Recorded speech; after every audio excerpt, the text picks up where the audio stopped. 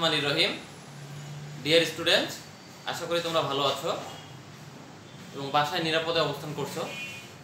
আল্লাহর অশেষ রহমতে এখন পর্যন্ত আমিও ভালো আছি। আচ্ছা, আমরা আজকের ক্লাসে মূলত ডাব্লিউএইচ কোশ্চেন সংক্রান্ত যে বেসিক ধারণাগুলা, এই ধারণা নিয়ে আলোচনা করব। আমি আশা করি যে তোমরা ইতোমধ্যে ডাব্লিউএইচ কোশ্চেন এর ব্যাপারে পারদর্শী হয়ে গেছো।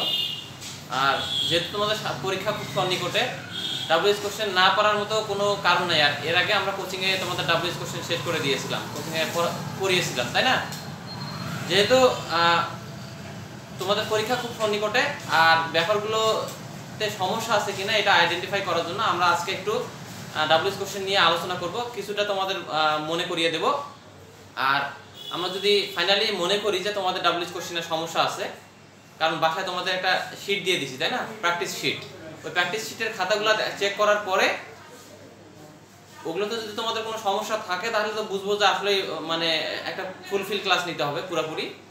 আর যদি ওগুলোতে সমস্যা না থাকে তাহলে হয়তো ক্লাস নিতে হবে না। তা এজন্য আজকে জাস্ট শুধু আমরা ডাব্লিউএইচ কোশ্চেনের যে বেসিক ধারণাগুলো এগুলো একটু নিয়ে আলোচনা করব, ঠিক আছে? আচ্ছা, একটু দেখো আমি উপরে কি লিখে দিয়েছি। Basic concept of framing WH question.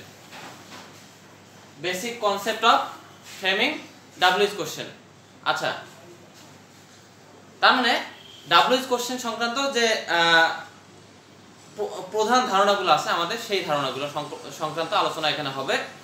আমি আশা করি যে তোমরা আমাদের ক্লাসের যে খুঁটিনাটি যে বিষয়গুলো বোর্ডে লিখে দেওয়া হয় এগুলো সাথে সাথে তুলে নিবে স্যারের কথার সাথে সাথে, ঠিক আছে? আচ্ছা, দেখো উপরে কি লিখেছি আমি। ইংরেজিতে প্রশ্ন সাধারণত দুইভাবে তৈরি করা যায়। ইংরেজিতে প্রশ্ন সাধারণত দুইভাবে তৈরি করা যায়। বলো তো কি কি ভাবে? এক হচ্ছে অক্সিলারি ভার্ব ব্যবহার করে, আর দ্বিতীয়ত ডাব্লিউএইচ ওয়ার্ড ব্যবহার করে। প্রশ্নে অক্সিলারি ভার্ব ব্যবহার করে প্রশ্ন তৈরি করা যায়, আর আমরা যার উত্তর ইয়েস অথবা নোতে বলতে পারবো। তার মানে অক্সিলারি ভার্ব দিয়ে যে কোশ্চেনগুলো তৈরি করা হবে তার উত্তর ইয়েস নো দিয়ে তৈরি করা যাবে, তাই না? তার মানে তার উত্তর ইয়েস নো দিয়ে করতে হবে, তৈরি করা যাবে বলতে করতেই হবে। আচ্ছা, ইয়েস নো সেক্ষেত্রে ব্যবহৃত হয়। আর যদি প্রশ্নে যদি ডাব্লিউএইচ ওয়ার্ড ব্যবহৃত হয়, তার মানে ডাব্লিউএইচ ওয়ার্ড দ্বারা যদি প্রশ্নগুলো তৈরি করা হয় তাহলে অবশ্যই তার উত্তর কি হবে? ব্যাখ্যামূলক অথবা বিবৃতিমূলক হবে। তার মানে কি, বিশেষ তথ্য জানতে চাওয়া হয়। ডাব্লিউএইচ ওয়ার্ড দিয়ে যে প্রশ্ন তৈরি করা হয় সেই প্রশ্নের মাধ্যমে বিশেষ কোনো তথ্য জানতে চাওয়া হয়। তাহলে তথ্য যেহেতু জানতে চাওয়া হবে, তথ্য জানতে চাওয়া হলে তো অবশ্যই সেটা বিবৃত করতে হবে, তাই না? তার মানে স্টেটমেন্ট আকারে লিখতে হবে, সেন্টেন্স আকারে লিখতে হবে। তাহলে ডাব্লিউএইচ ওয়ার্ড দ্বারা যে কোশ্চেন আমরা তৈরি করব সেটা আসলে ইয়েস নো দিয়ে উত্তর করার কোনো সুযোগ নেই। আচ্ছা, আশা করি বোঝাতে পেরেছি।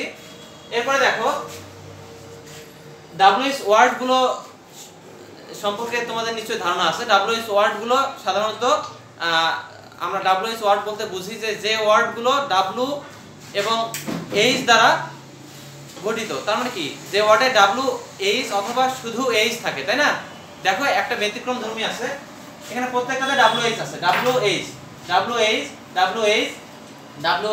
প্রত্যেকটাতে ডাব্লিউএইচ আছে, ডাব্লিউএইচ দিয়ে শুরু হয়েছে। কিন্তু ব্যাপার হচ্ছে একেবারে নিচে দেখো হাউ আছে, হাউটা কিন্তু শুধু এইচ দিয়ে শুরু হয়েছে, এটাও ডাব্লিউএইচ ওয়ার্ডের মধ্যেই পড়বে। তার মানে আমরা বলতে পারি যে ওয়ার্ডগুলো ডাব্লিউ ও এইচ দ্বারা গঠিত হয়েছে তাকে আমরা ডাব্লিউএইচ ওয়ার্ড বলবো, তাই না? তাকে আমরা কি বলবো? ডাব্লিউএইচ ওয়ার্ড বলবো। আচ্ছা, ডাব্লিউএইচ ওয়ার্ড দিয়ে যে প্রশ্নগুলো তৈরি করা হয় সেগুলোর উত্তর সবসময় ব্যাখ্যামূলক অথবা বিবৃতিমূলক হবে, এটা তোমাদের অবশ্যই খেয়াল রাখতে হবে।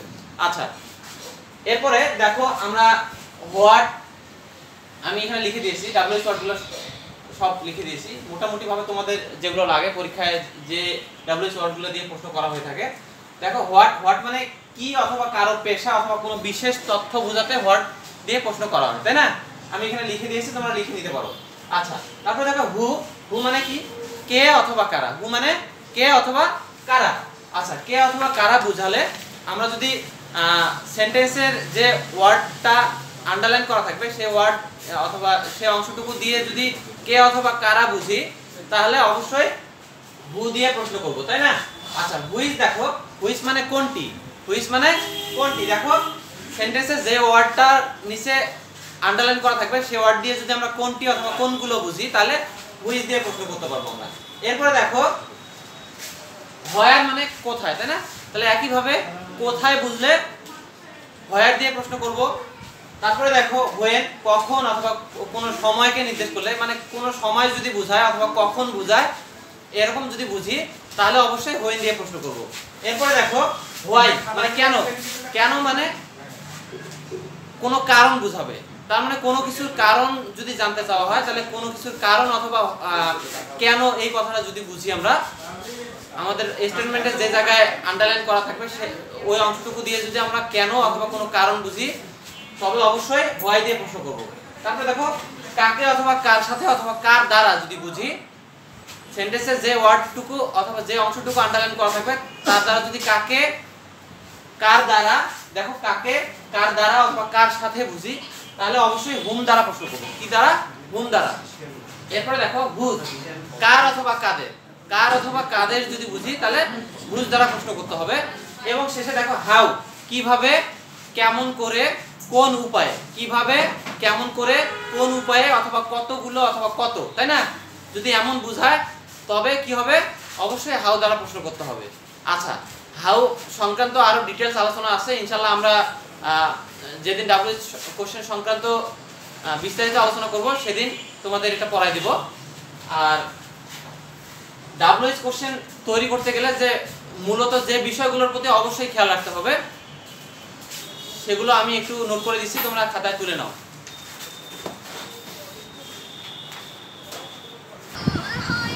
আচ্ছা দেখো এবার আমি যে বিষয়গুলো নোট করে দিয়েছি এখানে, অবশ্যই এই বিষয়গুলো ডাব্লিউএইচ কোশ্চেন তৈরি করার সময় খেয়াল রাখতে হবে। এগুলো যদি তোমরা খেয়াল না রাখো তাহলে তোমাদের প্রশ্ন তৈরি করতে অবশ্যই ভুল হবে, তার মানে ডাব্লিউএইচ কোশ্চেন সঠিকভাবে তৈরি করতে পারবে না।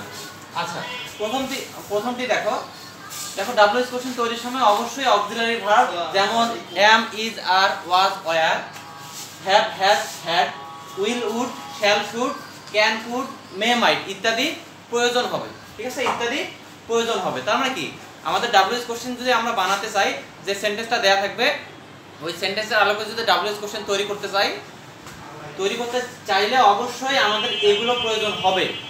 তার মানে অক্সিলারি ভার্ব ছাড়া ডাব্লিউএইচ কোশ্চেন খুব কম তৈরি হয়, তার মানে ম্যাক্সিমামই অক্সিলারি ভার্ব এর ব্যবহারে তৈরি হয়। ঠিক আছে, আশা করি বুঝতে পেরেছো। তার মানে এগুলো লাগবেই। আচ্ছা, তার মানে আমাদের সেন্টেন্স দেখে এগুলোকে, মানে সেন্টেন্সে যদি এই অক্সিলারি ভার্বগুলো থাকে তাহলে এগুলো ডাব্লিউএইচ কোশ্চেন তৈরি করার সময় ব্যবহার করতে হবে। এক, দ্বিতীয়ত দেখো যদি উপরের অক্সিলারি ভার্ব বাক্যটিতে না থাকে, তার মানে কি উপরের এই যে auxiliary ভার্বগুলো am, is, are, was, were ইত্যাদি যেগুলো লিখে দিয়েছি আমি, এগুলো যদি বাক্যটিতে, তার মানে যে বাক্যটিতে, মানে যে বাক্যটির আলোকে আমাদের ডাব্লিউএইচ কোশ্চেন তৈরি করতে হবে সেগুলো, মানে সেগুলোতে যদি ওই বাক্যগুলোতে যদি এই অক্সিলারি ভার্বগুলো না থাকে তার মানে হয়তো আমরা খুঁজে পেলাম না, তার মানে বাক্যটিতে অক্সিলারি ভার্ব খুঁজে পেলাম না, তখন কি করব আমরা বলো তো? তখন আমরা দেখো সেন্টেন্সের সাবজেক্ট এর পারসন, নাম্বার ও টেন্স অনুযায়ী, সেন্টেন্সের সাবজেক্ট, পারসন, নাম্বার ও টেন্স, তিনটা জিনিস, সাবজেক্টের কি, পারসন, নাম্বার ও টেন্স, এই তিনটা জিনিস অনুযায়ী কি হবে, ডু হবে, ডাজ হবে অথবা ডিড হবে, তাই না? যদি টেন্স পাস্ট টেন্স হয়, বলো যদি পাস্ট ইনডিফিনিট টেন্স হয় তখন তো অবশ্যই ডিড হবে, তাই না? আর যদি প্রেজেন্ট টেন্স হয় তাহলে ডু অথবা ডাজ। এখন সেই ক্ষেত্রে পারসন আর নাম্বার ভ্যারি করবে। মনে করো যদি থাকে যে হি থাকে, তাই না? সাবজেক্ট যদি হি থাকে তাহলে অবশ্যই ডাজ হবে, তাই না? হি থাকলে ডাজ হবে। আর সাবজেক্ট যদি আই থাকে তাহলে কি হবে, ডু হবে, তাই না? ইউ থাকলেও ডু হবে। আশা করি বুঝতে পেরেছো। এরপরে দেখো আমি কিছুক্ষণ পরে এই প্রত্যেকটা বিষয় উদাহরণ সহকারে বুঝাই দেবো। এখন একটু দেখো, এরপরে 3 নাম্বার যে বিষয়টা আছে সেটা হচ্ছে সাধারণত সেন্টেন্সের যে ওয়ার্ডের নিচে আন্ডারলাইন করা থাকে। তার মানে কি, আমাদের যে সেন্টেন্সগুলো দিয়ে ডাব্লিউএইচ কোশ্চেন তৈরি করতে হয় তার নিচে অবশ্যই মার্ক করা থাকে না, আন্ডারলাইন করা থাকে না, ওই আন্ডারলাইন করা অংশটুকু সাধারণত লিখতে হয় না।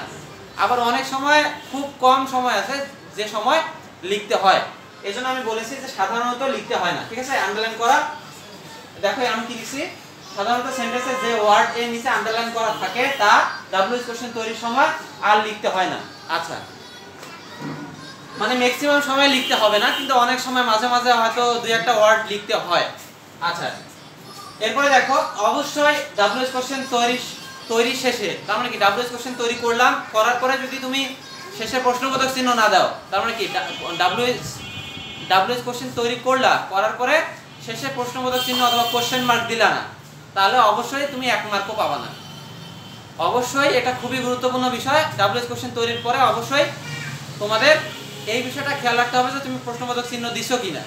ঠিক আছে, আশা করি ব্যাপারগুলো বোঝাতে পেরেছি। এখন একটু উদাহরণ সহকারে আমরা কয়েকটা ডাব্লিউএইচ কোশ্চেন প্র্যাকটিস করব।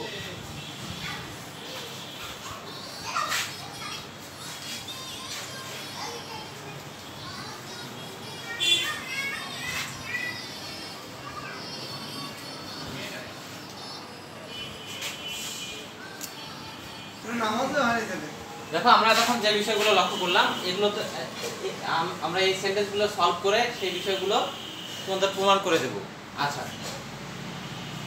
Andy is going to the book fair. Andy মানে বুক ফেয়ারে অথবা বই মেলায় যাচ্ছে, তাই না? বই মেলায় যাচ্ছে।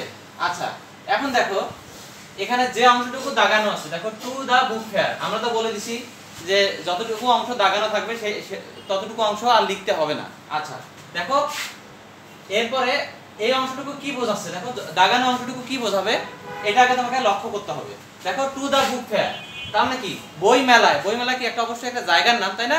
অবশ্যই একটা জায়গা, যেহেতু বই মেলা একটা জায়গার নাম, তাহলে কোন একটা স্থানকে বোঝাচ্ছে, তাহলে তুমি অবশ্যই হোয়ার দিয়ে প্রশ্ন করবে, তাই না?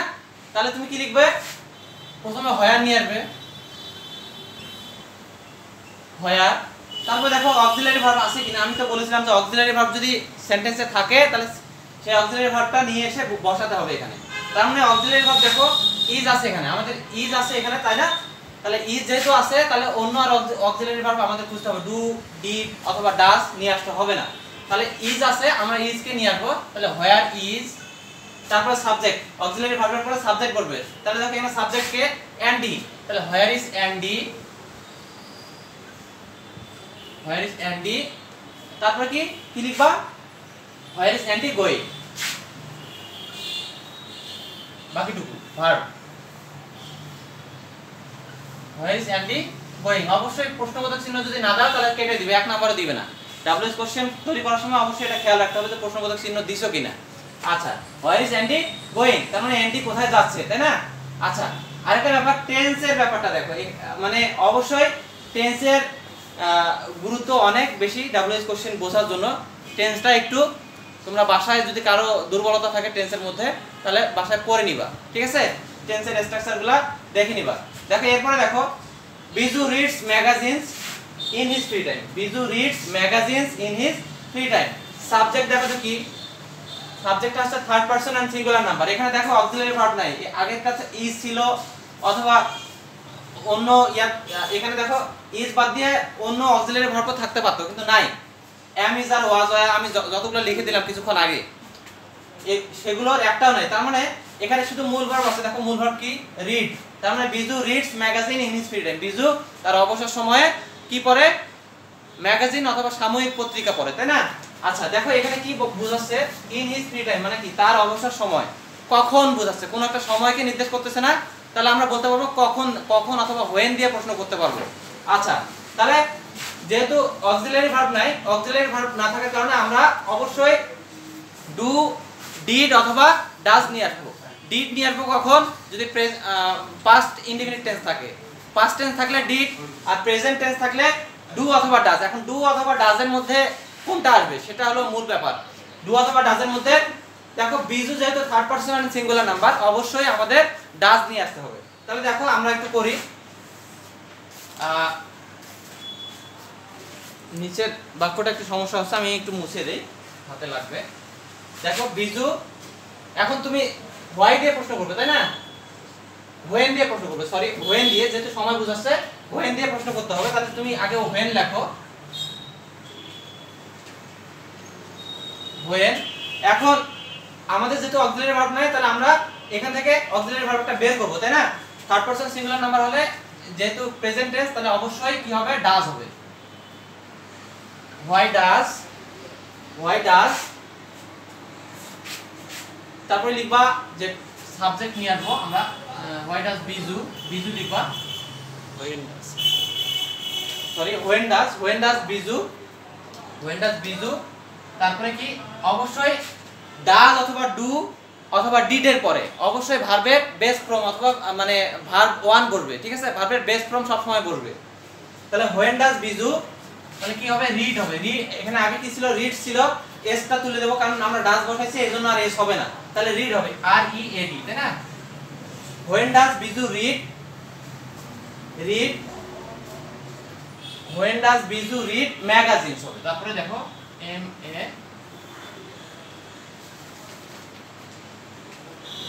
when does Biju read magazines আশা করি বোঝাতে পেরেছি তোমাদের এরপরে দেখো আর দুটো আমরা প্র্যাকটিস করেই আজকের ক্লাস এখানে শেষ করব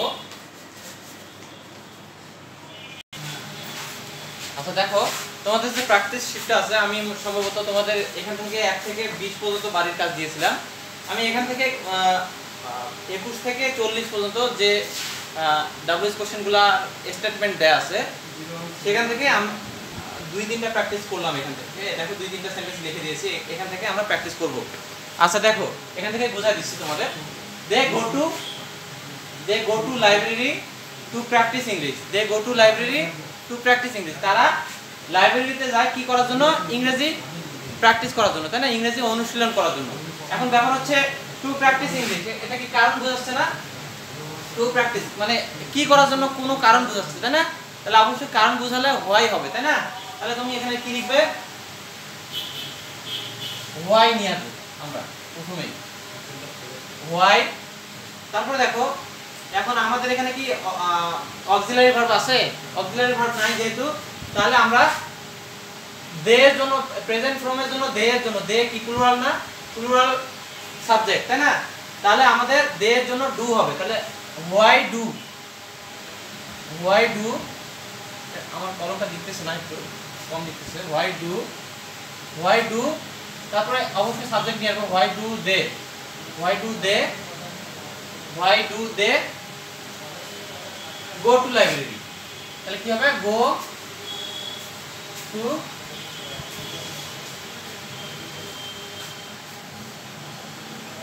why do they go to library আশা করি বুঝতে পেরেছো আচ্ছা এরপরে দেখো Raju is a full time fire fighter আচ্ছা তুমি এখানে রাজুর নিচে দাগ দেখতে পাচ্ছো তাহলে আমাদের এখানে কোনো ব্যক্তিকে বোঝাচ্ছে কোনো ব্যক্তিকে নির্দেশ করলে অবশ্যই হু দিয়ে প্রশ্ন করতে হবে তাহলে এখানে কি লিখবে তাহলে হু ইজ বাকিটুকু সব ঠিক থাকবে who is a full time fire